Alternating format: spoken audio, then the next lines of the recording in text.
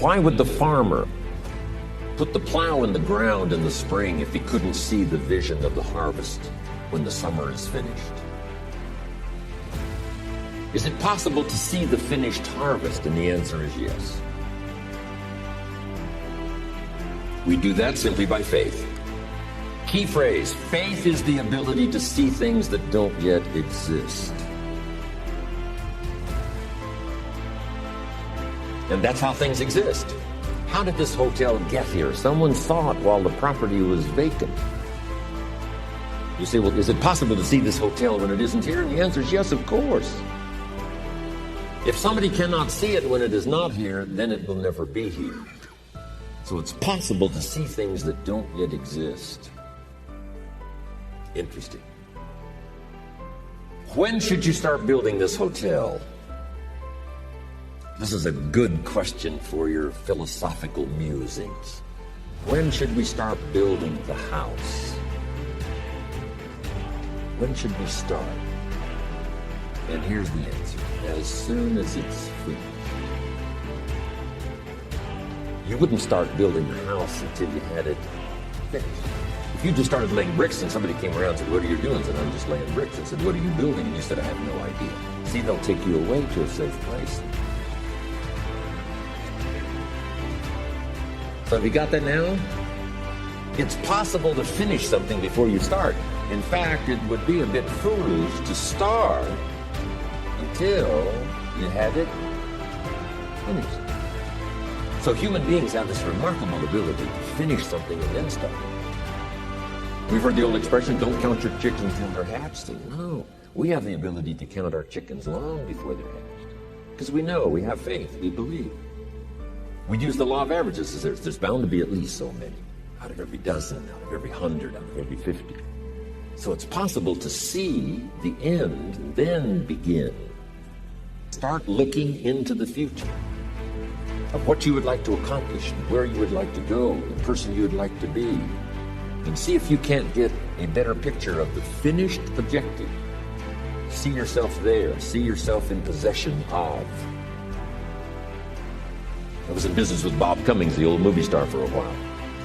He said, decide what you want and then act as if you already have it. And being an actor, he could give us a few tips on act. Decide what you want and act as if it was already yours. Now, the reason we can act thinking that it's already ours is because not only can we vision the end results, we can also vision the beginning of making it real. So we don't start till it's finished, but it is possible for human beings to finish something before they start.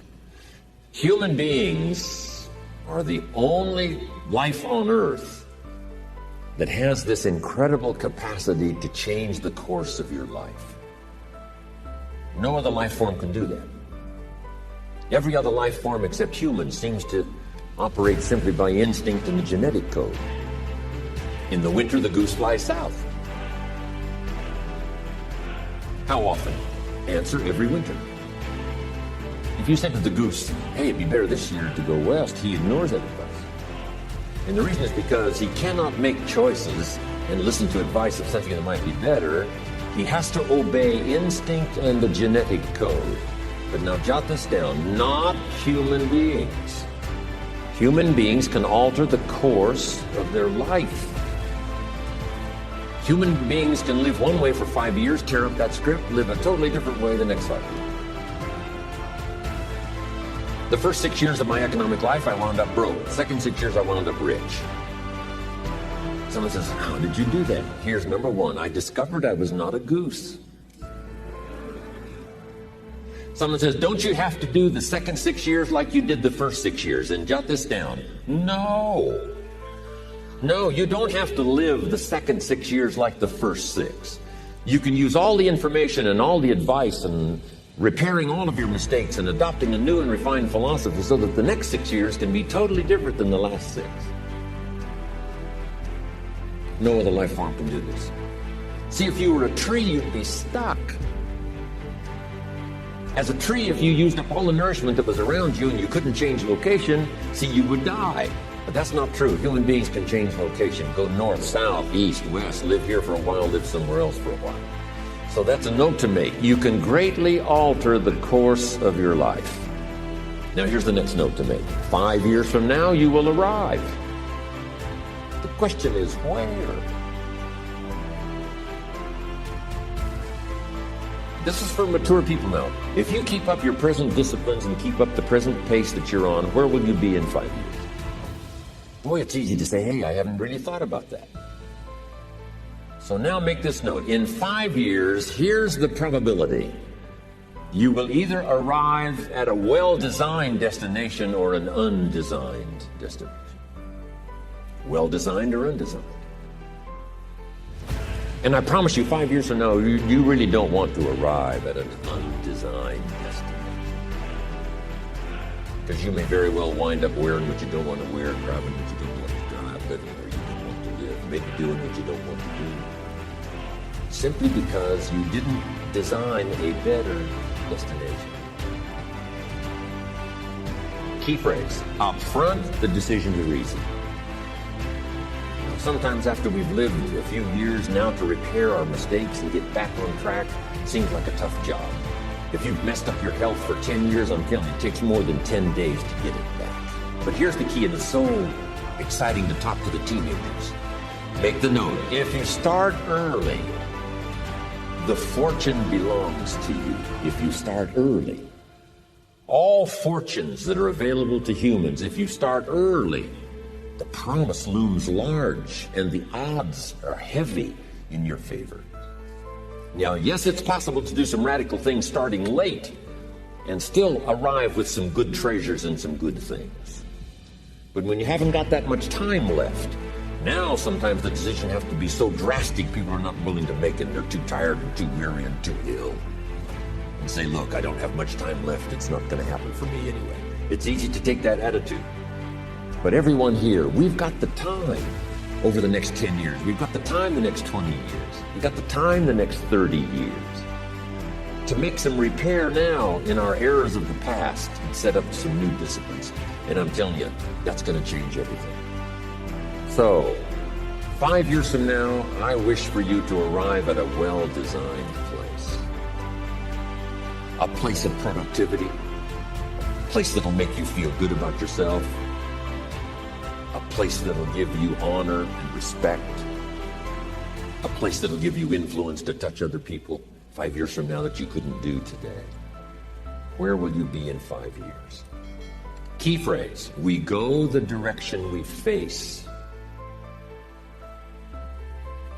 We go the direction we face. If you start designing something at the end of this direction, sure enough, you will start going the direction you face. And we face the direction we design.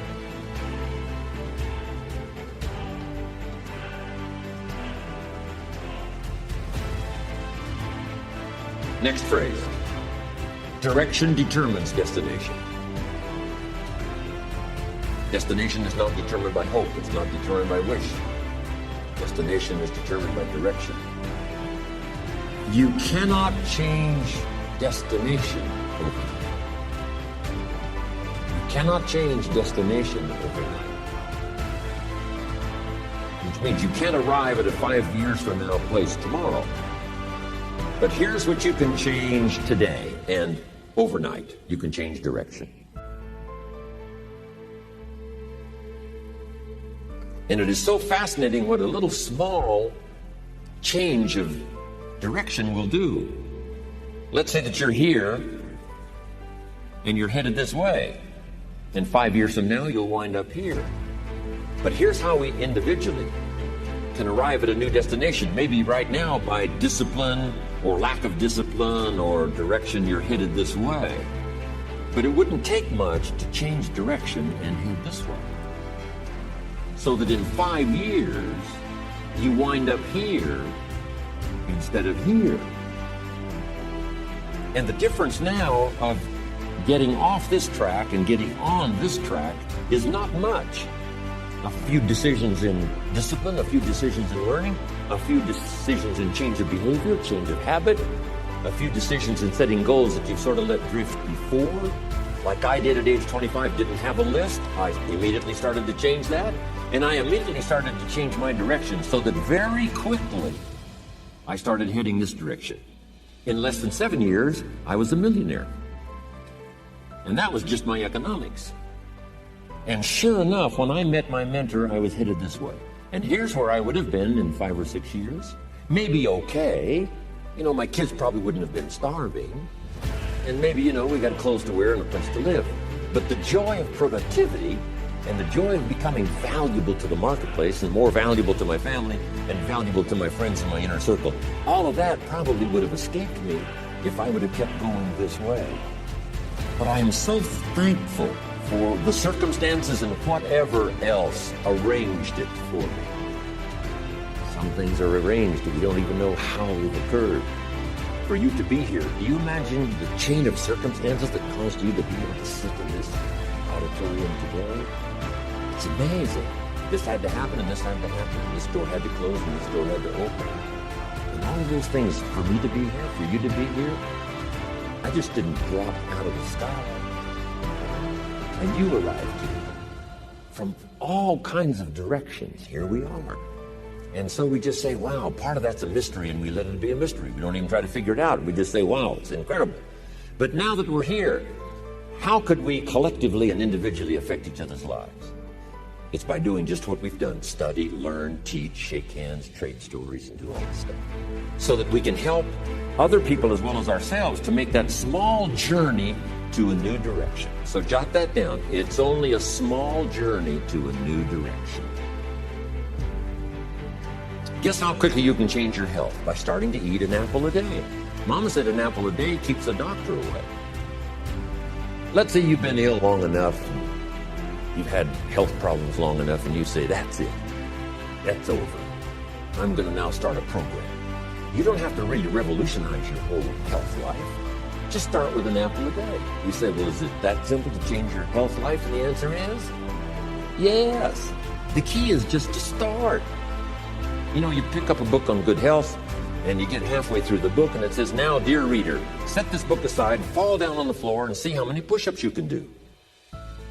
And then it goes on to say, and if you have not done that, why not give this book away? It looks like you're not going to do it. Come on, you don't have to radically do something. You can gain momentum and make changes as you go. Just start. Here's what happens when you start a new direction. Self-esteem starts to accelerate. It doesn't take much for you to feel good about yourself. Just committed to a new direction and you feel good. And an apple a day, committed to finally having a health program that'll make you the healthiest you've ever been in the next 20 years, all you got to do is munch on that first apple. And nobody even has to be around you, and you don't have to announce to the world.